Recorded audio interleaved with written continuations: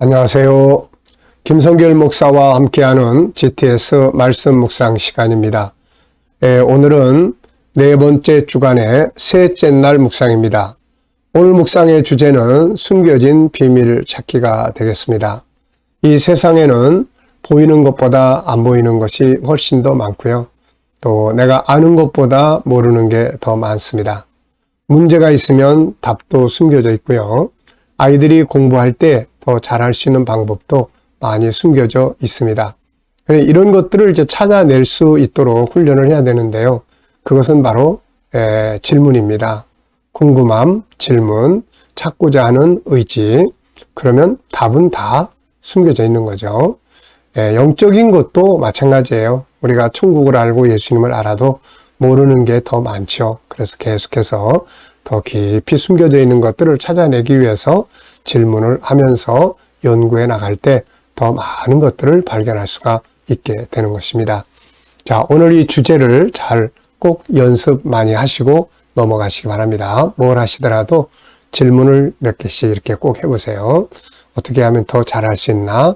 더 발전할 수 있는 방법은 뭔가? 변화해야 될 것은 뭔가?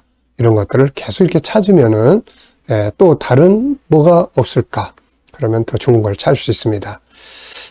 자, 우리 GTS 묵상은 믿음 생활, 그리고 재능 개발, 삶의 변화, 아이들은 학습, 공부 잘하는 것, 재능 개발 이런 것들이 다 들어있어요. 5-7+2입니다. 꼭 기억하시고 잘 활용해 보시기 바랍니다. 오늘 그림을 보고 또 정리를 해 보겠습니다. 그림에는 예수님이 십자가를 지고 가시고 로마 군인이 채찍으로 때리는 장면이 그려져 있습니다. 그리고 제목이 원수들을 용서하신 예수님 이렇게 적혀 있는데요. 여러분들이 또 다른 제목이 생각나는 게 있으면 적어보시고 의미를 또 적어보시기 바랍니다. 자, 저는 제목을 비슷하게 적었어요. 원수를 용서하신 주님. 그리고 의미를 3가지 적어봤어요. 용서는 가장 큰 가르침이며 승리의 길이다. 예수님은 십자가 위에서 자기를 못 박아 죽이는 자들을 용서하는 기도를 하셨죠. 아버지, 저들의 죄를 저희에게 돌리지 마시옵소서. 저희들은 알지 못해서 저러고 있습니다. 예수님이 세상에 오셔서 용서에 대한 가르침을 많이 주셨어요. 그런데 만약에 십자가에 달려 돌아가실 때 저 원수들을 심판해 주세요 라고 기도했다면 주님의 가르침은 거짓말이 될 수밖에 없었을 거예요. 그런데 예수님은 이 땅에 계시는 동안에 항상 용서에 대한 말씀을 많이 가르쳐 주셨어요. 그런데 십자가 위에서 자기를 못 박아 죽이는 자들을 용서하심으로써 주님은 가장 큰 가르침을 우리에게 준 거죠. 최고의 가르침은 모델이 되어주는 겁니다. 좋은 가르침을 가르치는 것도 좋지만 그것을 본인이 실천해 보이는 것은 참으로 중요한 가르침이죠. 자, 그리고 이게 승리의 길입니다. 네. 자, 또 용서해야 자신의 삶을 갈 수가 있습니다. 많은 사람들이 다른 사람, 자기한테 잘못한 사람들 때문에 스트레스 받고 막 화가 부글부글 끓어서 자기 길을 가지 못하는 경우가 많아요. 그래서 결국 자기 인생을 손해봅니다. 용서는 자기의 길을 갈 수 있게 만들어줘요. 또 용서는 행복의 비결이 됩니다. 용서는 얻는 게 참 많아요. 우선 용서를 하면 내 자신의 마음에도 평안이 오고 스트레스를 덜 받게 되는데 용서를 못하면은 항상 증오하고 부글부글 끓고 그래서 내 건강도 아주 안 좋아지게 됩니다. 그래서 용서는 우리를 행복하게 하는 중요한 비결이에요. 자, 2번째는 보이는 것, 보이지 않는 것. 오늘의 주제입니다. 여기서 보이는 것은 우선 예수님, 그리고 십자가, 그리고 로마 군인, 채찍으로 때리는 장면이 있습니다. 그리고 배경색이 있고요. 자, 보이지 않는 부분에는 우선 주님의 아픔과 고통이 있죠. 그게 안 나타나 있지만 채찍에 맞으면서 살이 떨어져 나가는데 그 아픔이 얼마나 크겠어요. 그리고 그것을 참고 견디는 주님의 마음, 또 채찍을 때리는 사람은 이 어떤 마음을 가지고 있을까? 네. 명령에 의해서 때리긴 하지만 이 사람도 마음이 편치는 않았을 거예요. 그리고 이 결과는 어떻게 되었을까? 채찍에 맞으신 예수님은 만왕의 왕으로서 부활 승천하셔서 영광을 받으시고, 이 채찍을 때린 사람이 만약에 회개하지 않았다면 이 사람은 지옥의 멸망으로 들어가게 되었을 겁니다. 자, 세 번째입니다. 그림에서 가장 중요한 것은 무엇인가요? 저는 십자가와 용서입니다. 어쩌면 십자가는 용서의 증표예요. 하나님께서 우리를 용서하시겠다고 하는, 죄에서 우리를 용서하신다고 하는 증표가 바로 십자가입니다. 그래서 십자가를 믿는 우리 모든 그리스도인들은 항상 용서를 잘 할 수 있도록 훈련을 해야 합니다. 자, 네 번째는 연상법 훈련입니다. 기억력 훈련이에요. 이 그림을 보면서 네 가지로 우리가 이 훈련을 할 수 있어요. 하나는 그림을 그냥 기억해 보는 거예요. 또 하나는 성경 66권 속에서 이 그림과 관계된 내용을 떠올려 볼 수 있습니다. 세 번째는 이 그림과 관계된 내 삶을 한번 생각해 볼 수 있고요. 네 번째는 우리 아이들이 이 속에서 수학 공식을 찾아보는 일입니다. 자, 먼저 눈을 감으시고 그림을 한번 쭉 떠올려 보십시오.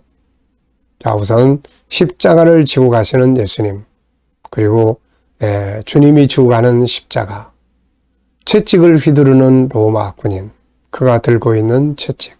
네. 자, 그리고 이 그림과 관계된 성경 구절들을 또 한번 떠올려 보십시오. 우선 누가복음 23장 34절, 용서의 말씀이 있습니다. 십자가 위에서 자기의 못 박는 자들을 용서해 달라고 하신 말씀이죠. 오늘 본문 말씀 마태복음 5장 38절로 45절, 네, 악한 자를 대적하지 말고 또 원수를 사랑해라 하는 말씀이에요.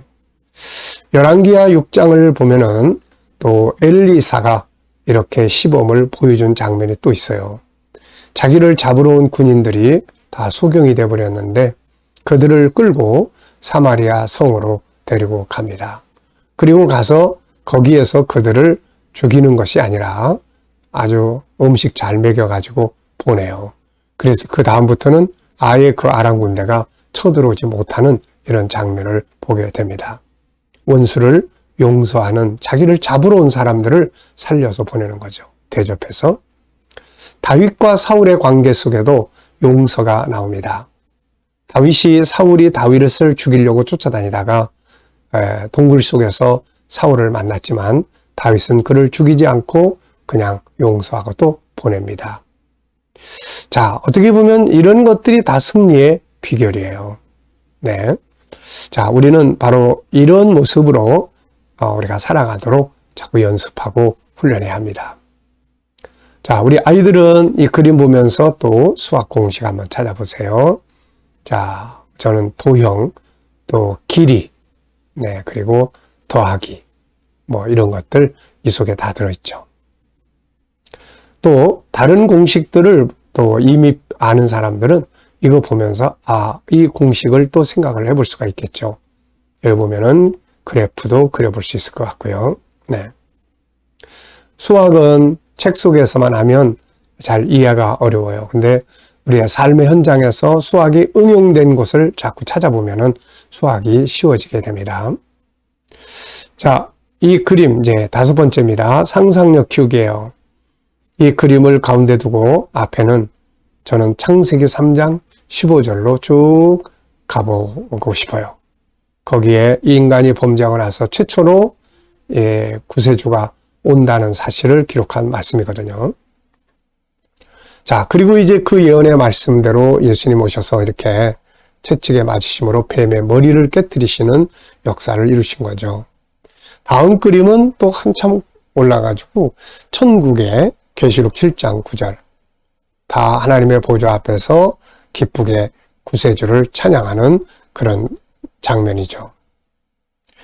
창세기 3장 15절, 십자가, 천국의 모임. 네, 아주 멋진 그림입니다. 자, 미래를 어떻게 살고 싶으신가요? 그렇다면 지금 무엇을 해야 할까요?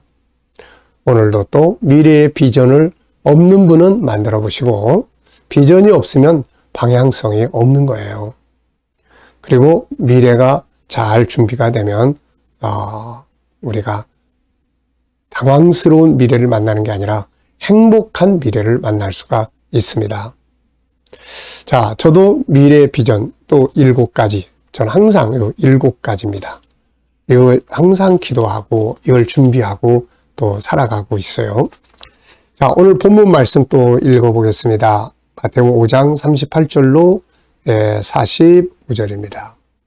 또 눈은 눈으로 이는 이로 갚으라 했다는 것을 너희가 들었으나 나는 너희에게 이르노니 악한 자를 대적하지 말라. 누구든지 내 오른뺨을 치거든 왼편도 돌려대며 또 너를 고발하여 속옷을 가지고자 하는 자에게 겉옷까지도 가지게 하며 또 누구든지 너로 억지로 오리를 가게 하거든 그 사람과 심리를 동행하고 내게 구하는 자에게 주며 내게 꾸고자 하는 자에게 거절하지 말라. 또 내 이웃을 사랑하고 내 원수를 미워하라 했다는 것을 너희가 들었으나 나는 너희에게 이르노니 너희 원수를 사랑하며 너희를 박해하는 자를 위하여 기도하라. 이같이 한즉 하늘에 계신 너희 아버지의 아들이 되리니 이는 하나님이 그 해를 악인과 선인에게 비추시며 비를 의로운 자와 불의한 자에게 내려 주심이라. 아멘.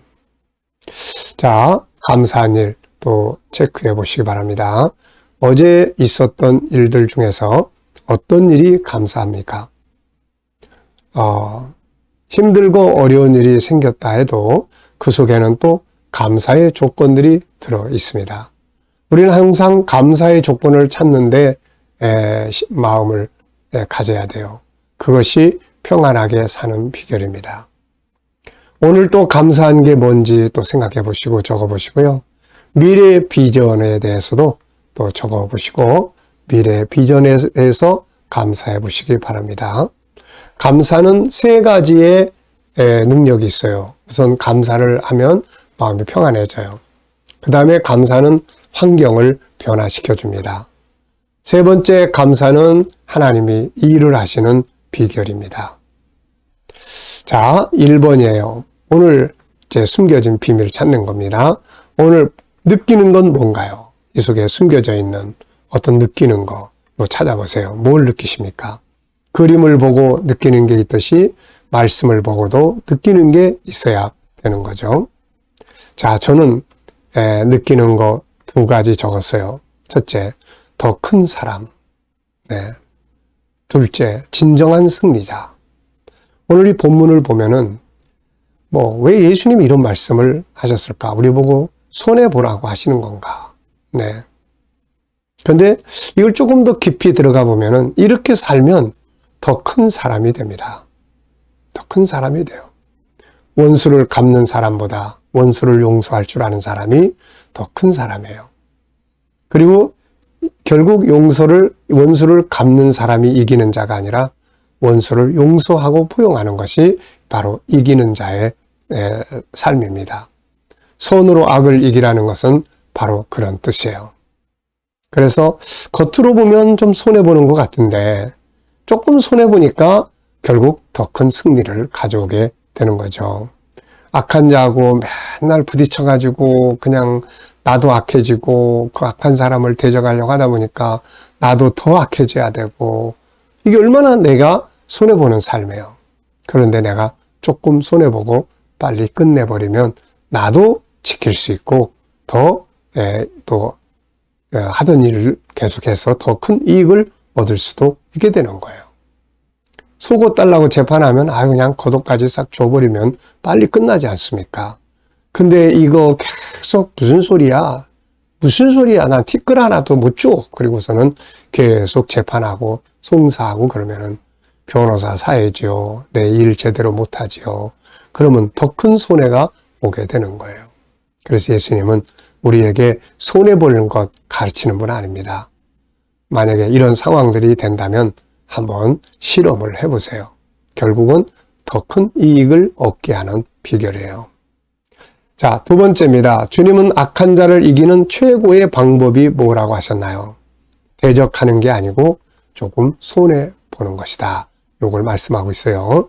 오늘도 조금 손해볼 일이 있으면 그냥 주님, 제가 좀 손해보겠습니다. 그리고 물러나 버리는 거예요. 그러면 더 큰 이익을 얻게 되는 것이죠. 세 번째입니다. 우리가 원수를 사랑하고 기도해야 할 이유가 뭔가요? 전 세 가지를 적어봤는데요. 하나는 우선 하나님이 사랑이세요.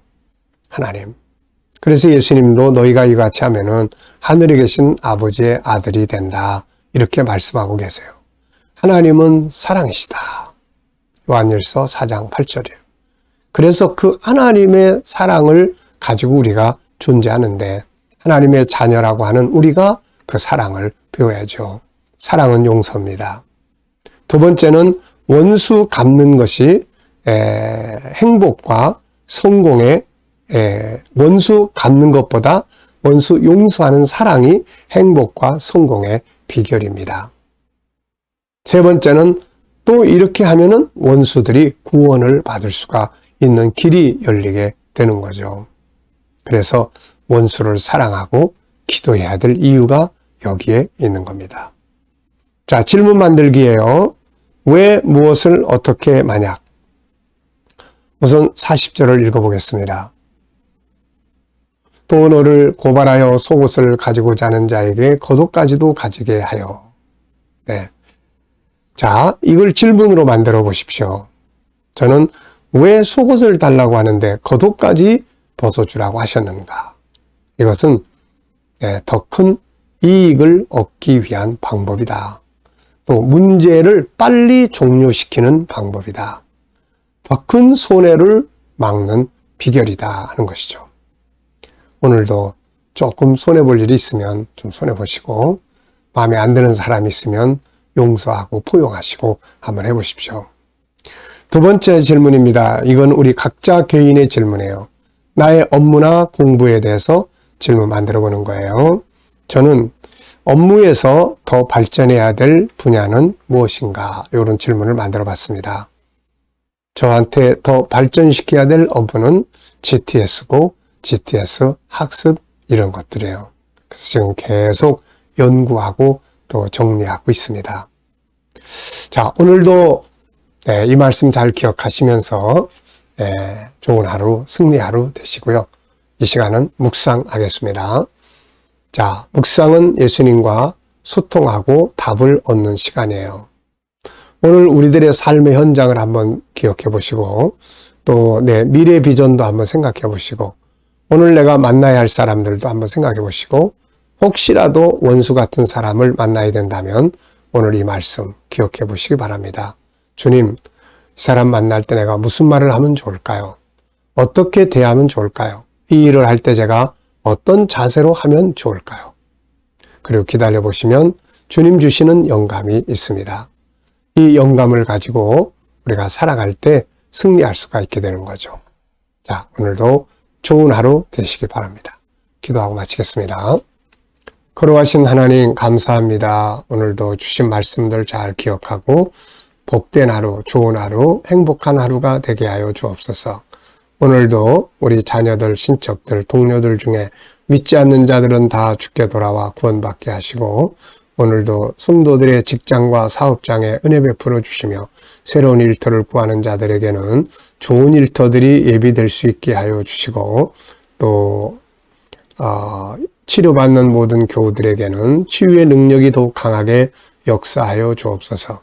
나라의 지도자들에게 지혜 주셔서 나라를 잘 이끌어가게 하여 주시고 이 나라가 선교의 나라 또 거룩한 땅이 될 수 있도록 하나님 역사하여 주옵소서.